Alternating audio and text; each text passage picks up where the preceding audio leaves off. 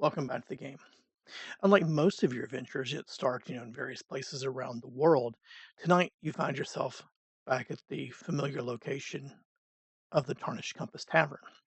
You've been here most of the evening enjoying dinner and spending some time relaxing, talking to some friends, that sort of thing. And that's how you as a group came together. For most of the night, however, Mira has been absent. Some other servants have been taken care of, or staff has been taken care of, serving the tables and that sort of thing. But Mira has not been behind the bar. She was there for a while, but then she disappeared. You're not quite sure where she went to. Suddenly, however, you notice that she comes out of the doors from Captain Sleen Vashari's office upstairs. She comes down the stairs. As she's coming down the stairs, she starts scanning the room of who's looking like she's looking for someone. She spots your table.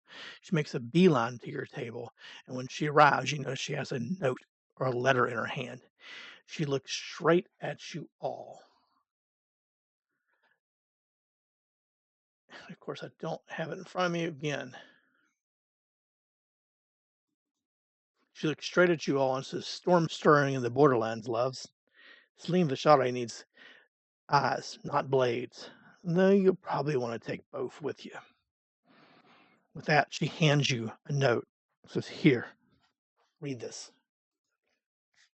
As you look at the note or the document she has, it's sealed in black wax with the Aegis Lodge, the sigil on the wax seal.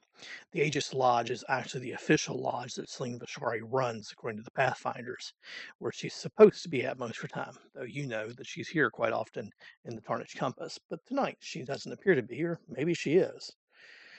The note reads, "Operatives of the Tarnished Compass. This is an order and a warning. The monastery of St. Callus burns with a fire that answers to no wind. At dusk, ghost fires crawled the northern cloister, pale, cold tongues that licked stone and lingered where no torch has burned in living memory. The monks have the monks have shuttered themselves away. Those who stepped into the inner gardens come back hollow-eyed, speaking in fragments and staring at places that are not there. These flames do not merely consume, they watch and they remember. Eldra's Hollow is changing. Ash rises in slow, deliberate plumes from soil that should be green. The air tastes of iron and coal and something older beneath both. After dark, there are lights. Too many, too quick, darting between the birches like a mockery of the stars. They vanish as if the earth itself swallows them. Do not follow those lights. Do not answer their call. Travel in pairs at minimum. Mark your path with things only you will read. Leave no sigil that can be turned against you. Report by the usual channels only when you're certain that the message cannot be traced. If you must make camp, choose stone. Keep watch and keep your fire small and honest. The things that move in that ash prefer the dark and the quiet, and they learn from mistakes. This is not a suggestion. Move now, move carefully, and bring back what you can. Burn what must be burned, and bury what cannot be burned. Signed, Venture Captain Saleem Bashari, Aegis Lodge. As you finish poring over the note, Mira looks at you and goes, "Well, what are you waiting on?"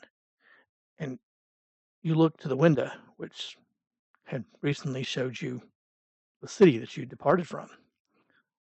Outside the window, ash drifts down from the sky, and you see an ashen path, and you find yourself on the path toward the town of Eldritch Hollow.